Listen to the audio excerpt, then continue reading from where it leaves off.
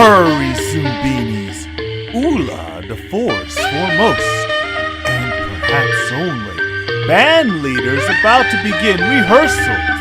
She'll be closing the hotel for the night, so scamper into a room.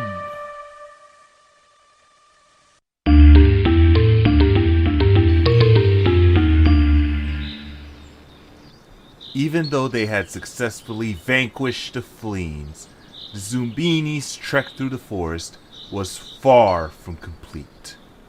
The next several days offered no change in scenery whatsoever, and more than one member of the group was beginning to suspect that Xekrai had gotten them lost. Saetwo, you look worried. I just can't stop thinking about what Romeo said. He said they'd come back for us. And I'm sure they're going to be true to their word. Get real. We totally wasted them. They're gonna think twice before messing with us again. Xekrai, maybe you forgot, but they've been waiting for years to get their revenge on us. I don't think a few bee stings are going to slow them down. Alright then, Saetwo. What do you suggest? Well, for starters, I think we should look for somewhere safe to spend the night. If we get caught out in the open, we're dead meat. Oh, come on. We're in the middle of a Fleen-infested forest. I don't think anyone else lives out. Do you guys hear that? Hear what? It sounds like... But it couldn't be... band music? The other Zoombinis glanced at each other. Saetwo was about to make a quip about Xekrai's questionable sanity level when suddenly she heard it too. A raucous group of horns, woodwinds, and percussion. It was ever so faint, coming from far off in the distance, but definitely there. Given the confused looks of the others, it seemed they could hear it as well. Well, who feels like going to a concert?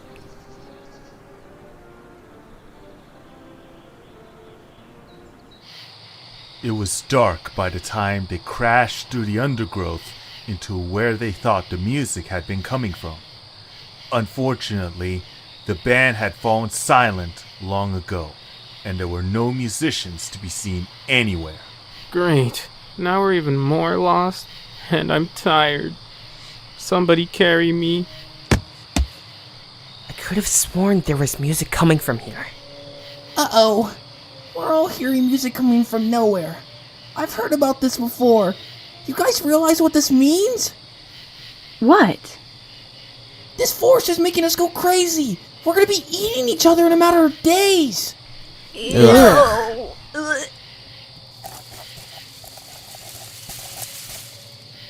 Guests? Guests! I'll be right down.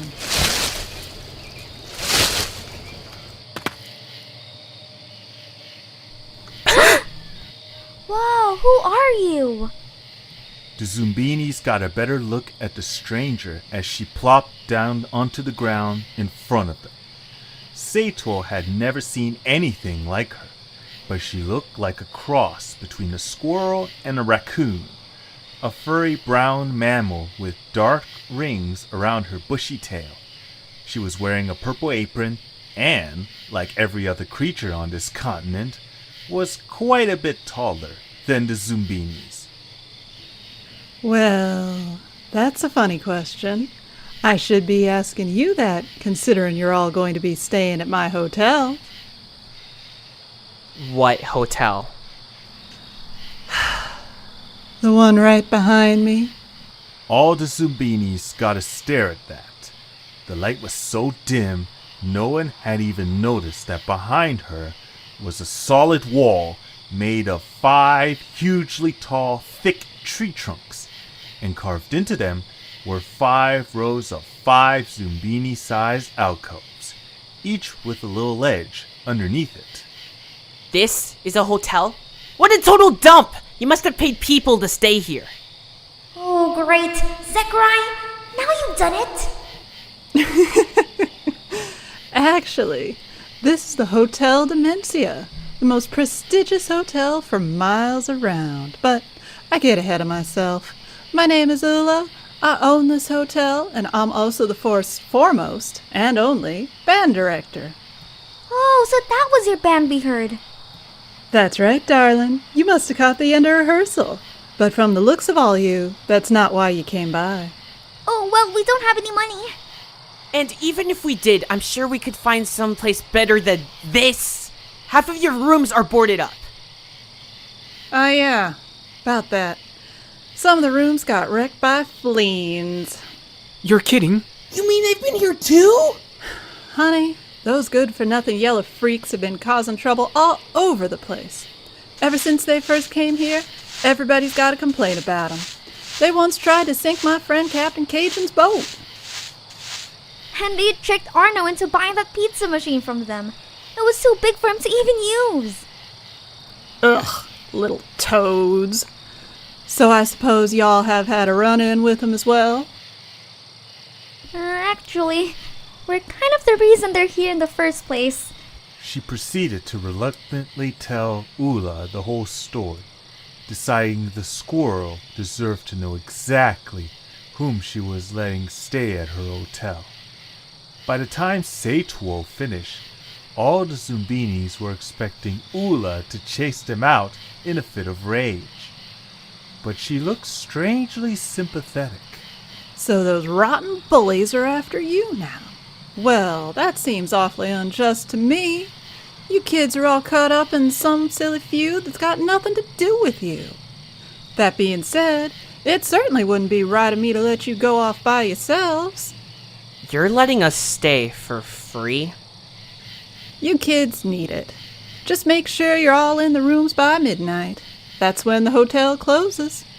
I'm pretty sure we won't be that long. If we look at the clock above us, it's only 25 after 11.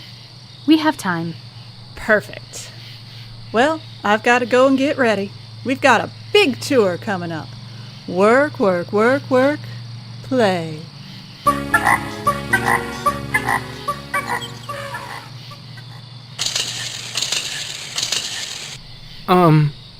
How are we getting up there? Uloobu, since you can fly, you and I had better get rooms on the top. Okay, but I'm a little afraid of heights. Hey, it's actually kind of cozy in here.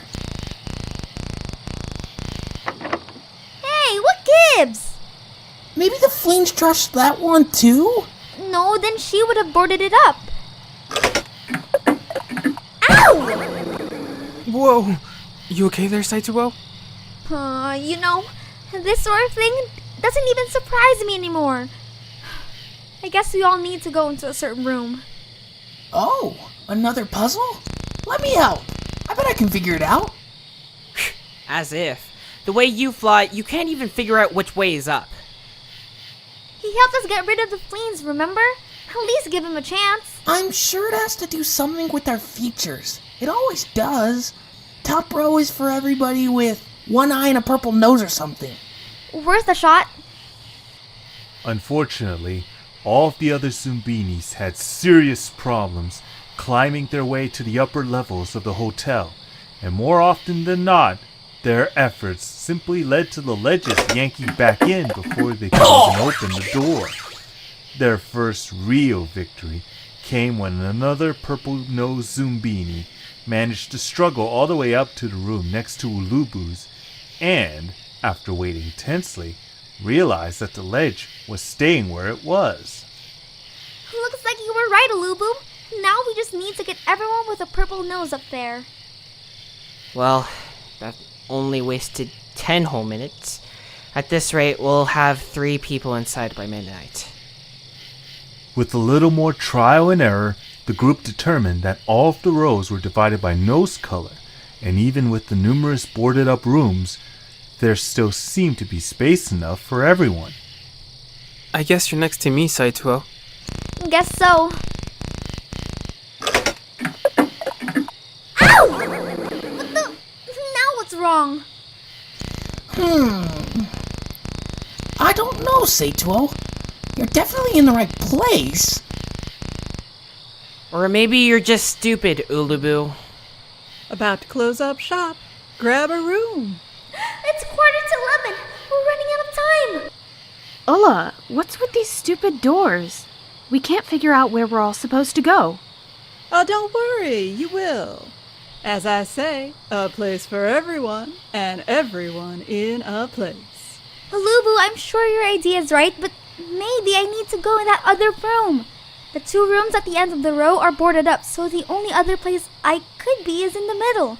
Right under you. Yeah, right under me. Saetwo, you're a genius! I am? Yeah, look! Only those 2 rooms are boarded up, because we're the only 2 with propellers. The rows go by nose color, but the columns go by... Our feet! Or I mean, whatever else we have. From there, it was easy. Once they had figured out what group of Zoombinis went in each column, while at the same time keeping in mind what row they belonged in, it was only a matter of minutes before everyone had found their room and was safely settled in for the night.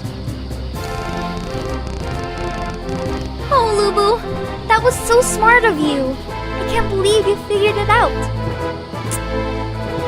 Oh, jeez. Woo! Of course you know what that means. The only rooms that were boarded up were the ones that weren't meant to hold anybody in the first place. You think Ulla knew we were coming? She's a stalker. I knew it.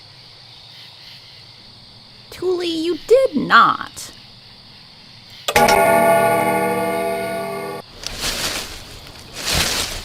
What did I tell you? I said I wouldn't turn any of you away. You can trust me. Thanks, Ulla. We owe you one. And don't worry.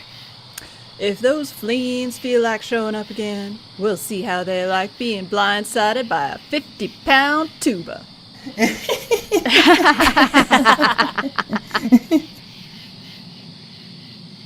As Ulla disappeared once more to wrap up rehearsal, Saetwo snuggled up and tried to go to sleep, but found it very difficult. Now that she could finally stop worrying about the Fleens for a while, her head was filled with other worries. Most of all, she wondered how Xekrai was doing. She hoped he had managed to steer clear of a Fleen attack, and as always, she sadly wondered if they would ever see each other again. You okay, sweetheart? Ulla? Don't you have to finish rehearsal? Rehearsal's over. It's after 12:30. Oh. I guess I'm just kind of worried about a friend of mine. That's all. Is he here with you? Nope. Well, hey, how'd you know he's a boy? I could tell from the look on your face. Well, he's somewhere north of here, but I don't know where. Mm-hmm. And that's why you're worried, right? You lost him? It's worse than that. It's my fault he's lost.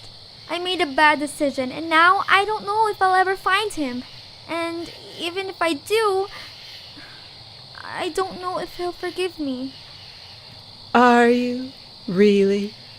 'Cause that seems a little silly to me. What? How can it be silly? Listen, honey. How long have you two been friends? Practically our whole lives. And just from watching you, I can tell you're the type who likes to get into trouble. Isn't that right? Well... She had to admit it was. Even before the bloats came, she had always enjoyed sticking her nose in places it didn't belong, and had a tendency to go exploring places she had been explicitly told not to go. And every single time, Xekrai had been there with her. He was far more reluctant to break the rules, but even when they had gotten in trouble, he never seemed to care. He was always just happy to be having fun with his best friend. I'm sure you two been through a lot together. And whatever's come between you now, you'll get through that too. You really think so? Well, of course. If he were the kind who lets a little thing like this upset him, then he most certainly wouldn't be your friend. Saetwo thought about that for a long time, and the more she thought about it, the more she realized Ulla was right. She had made plenty of mistakes before, and Etche had always forgiven her, and he must know that she was looking night and day for him now.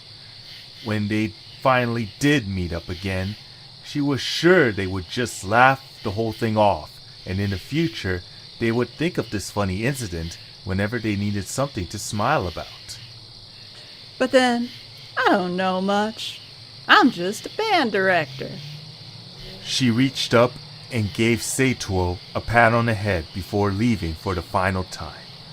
Saetwo smiled widely, turned over, and was asleep less than a minute later.